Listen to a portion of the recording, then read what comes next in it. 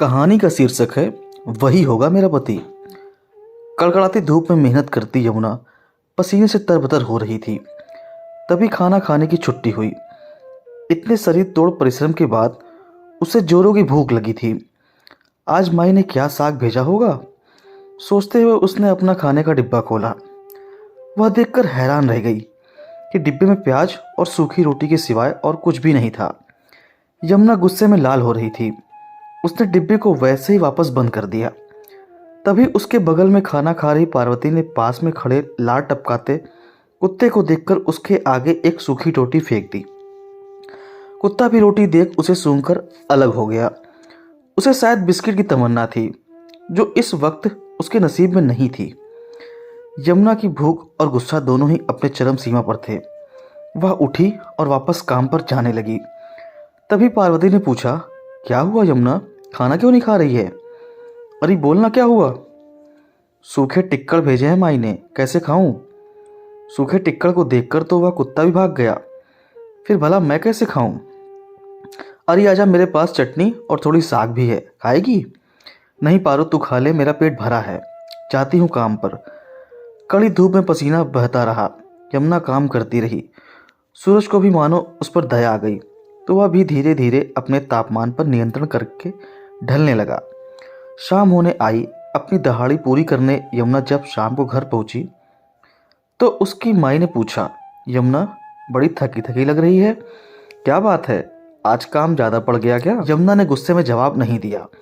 उसकी माई ने अधिक ध्यान न देते हुए उसका डिब्बा धोने के लिए उठाया और बाहर चली गई। डिब्बा खोलते ही उसने देखा खाना तो जस का तस रखा है। वह वापस आई और यमुना से पूछा, यमुना खाना क्यों नहीं खाया? इसीलिए ऐसी लग रही है, मुंह उतर गया है, क्या हुआ है तुझको? क्या खाती माई, सूखी रोटियां? साग क्यों नहीं बनाई? इतना तो कमा कर लाती हूँ, खाने के लिए तो पैसा कम नहीं पड़ सकता। यमुना, अब से तो ऐसा ही खाना मिलेगा। ये क्या कह रही हो माई, क्यों ऐसा खाना मिलेगा? एक ही दिन में महंगाई इतनी बढ़ गई कि साग लेने के लिए भी पैसा नहीं है। अरे नाराजी ना दिखा, तेरे बाबू ने तेरा ब्याह तय कर दिया है। बहुत अच्छा लड़का है, कमाता भी ठीक ठाक है। दहेज में उसके माई बाप 1.5 लाख रुपए मांग रहे हैं, देना तो पड़ेगा। कौड़ी कौड़ी बचाएंगे तभी तो इकट्ठा होगा ना। 6-7 महीने का समय है हमारे पास, तब तक हमें इतना पैसा जोड़ना पड़ेगा। साहूकार के पास से थोड़ा कर्जा ले लेंगे। यह क्या कह रही हो माई, इतना सारा दहेज मांग रहा है और तुम कह रही हो अच्छा लड़का है। उसे लड़की भी चाहिए और साथ में पैसा भी। मना कर दो, मैं ऐसे लड़के के साथ ब्याह हरगिज़ नहीं करूंगी जिसकी नीयत में दहेज की दौलत हो। उसके बाजू में ताकत नहीं है कि अपनी जोरू को कमाकर खिलाने की। बाबू बिस्तर पर है, तुमसे काम होता नहीं, तुम दोनों का क्या होगा? कर्ज का ब्याज भरते भरते जिंदगी बीत जाएगी। ये साहूकार भी कम लालची नहीं होते, हम जैसों को कर्जा देकर ही अपना घर चलाते हैं। काम काज होता नहीं है उनसे, गरीबों की मेहनत का खून चूस चूस कर ही पलते हैं ये। दहेज लेने वाले भी इन्हीं के भाई बंधु होते हैं जो अभी पैसा मांग रहे हैं। क्या वह बाद में मुझे तुम्हारे लिए कुछ भी करने देंगे? नहीं माई नहीं, मुझे ब्याह करना ही नहीं है। अरे पगली है क्या तू, दहेज के बिना रिश्ते नहीं होते। तूने अभी दुनिया देखी ही कहाँ है, ब्याह तो सभी को करना पड़ता है। बेटी को घर में के खूंटे के से बांध कर तो नहीं रख सकते ना। तुम्हारी चिंता ना कर, मैं जैसे तैसे तो जो उनकी रोटी का जुगाड़ तो कर ही लूँगी। मैंने कह दिया ना माई, ऐसे लालची परिवार में मैं रिश्ता कभी नहीं करूँगी। ऐसी बातें ना बोल यमुना, तू क्यों भूल रही है? बड़े बड़े लखपतियों की छोरियां भी जब शादी के मंडप में बैठती हैं ना, उसके पहले ही करार हो जाता है। लाखों के सौदे होते हैं, यही रीत है। होते होंगे लाखों के सौदे, उन छोरियों के मन भी दहेज लेकर जाने की चाह होती होगी। मैं वैसी नहीं हूँ माई, वैसे भी मुझे भिखारी लड़के से ब्याह नहीं रचाना। अरे यमुना, दहेज तो उसके माई बाप मांग रहे हैं, लड़के को काहे कोस रही है? अच्छा, मतलब वह अपने लड़के को बेच रहे हैं 1.5 लाख रुपए में? उन्हें कह दो हमें यह सौदा मंजूर नहीं। माई ने यमुना को हर तरह से समझाने की कोशिश की, किंतु यमुना की ना हाँ में ना बदली। यमुना ने कहा, माई कल से साग बनाना मत भूलना, ठीक है? कहकर माई अपना काम करने लगी। वह हर रोज़ थोड़ा सा साग बनाकर यमुना के डिब्बे में रख देती और बाकी कच्चा उठाकर गीले कपड़े में रखकर छुपा देती।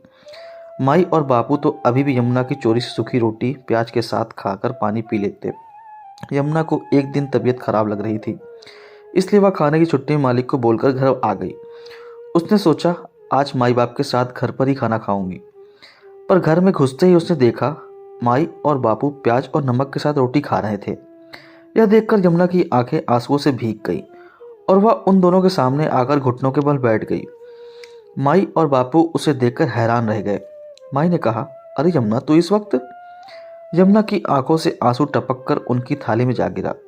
यमुना कुछ भी बोल नहीं पा रही थी, लेकिन उसकी आंखें सब कुछ बोल रही थी। उसके आंसू देखकर माई और बापू के आंसू भी बह निकले। बापू ने कुछ बोलने के लिए मुंह खोला तो यमुना ने उनके मुंह पर अपनी उंगली रख दी और अपने घुटनों को नीचे कर पलथी मारकर उनके पास बैठ गई। यमुना ने अपना डिब्बा खोला और उसमें से साग निकालकर अपने हाथों से उन्हें पूरा खाना खिलाया। इस समय कोई किसी से कुछ नहीं कह पा रहा था। यमुना के मन में केवल यही विचार आ रहा था कि उसका यह फैसला कितना सही था कि वह दहेज देकर ब्याह नहीं करेगी, वरना उसके माई बापू को शायद जीवन भर नमक के साथ ही रोटी खानी पड़ती। उसके बाद उसने माई से कहा, माई, 2-2 पैसे बचाकर साग के बिना रोटी खाकर आप 1.5 लाख कभी इकट्ठा न कर पाओगी। बस मेरा दिल दुखाओगी। तुम्हें मेरी कसम, आज के बाद फिर कभी ऐसा किया तो। ठीक है यमुना, तू जीती और मैं हारी। उसके बाद भी यमुना के लिए कई रिश्ते आते रहे, लेकिन हर जगह बात दहेज पर आकर टक जाती। यमुना अपना जिद पर अड़ी रही। वह अपनी माई से हमेशा एक ही बात कहती थी, माई, दहेज मांगने वालों के लिए मेरे मन में केवल 2 ही बातें आती हैं। एक तो यह तो कि वह लालची हैं और उनका लालच कभी भी खत्म नहीं होगा, और दूसरी ये कि वे भिखारी हैं, अपने दम पर कमाने की शायद उनकी औकात ही नहीं है। माई, उनके लिए मेरे मन में मान सम्मान कभी नहीं आता। तुम ही बोलो माई, ऐसे परिवार या ऐसे लड़के से रिश्ता मैं क्यों जोड़ूं जिसका मैं आदर ही ना कर पाऊं। मुझे मेरे बापू और माई की थाली में सूखी रोटी और प्याज नहीं, रोटी के साथ साग, चटनी और अचार भी चाहिए। मैं तो ऐसे लड़के से ब्याह करूंगी जो बिना दहेज लिए मुझसे विवाह करे और मुझे मेरे माई बापू के लिए रोटी के साथ साग का भी जुगाड़ करने दे। वही होगा मेरा पति। दोस्तों, उम्मीद करता हूं भावुक कहानी आपको पसंद आई होगी। अगर पसंद आई वीडियो को लाइक करें, शेयर करें और चैनल पर नए हो तो चैनल सब्सक्राइब करना ना भूलें। धन्यवाद।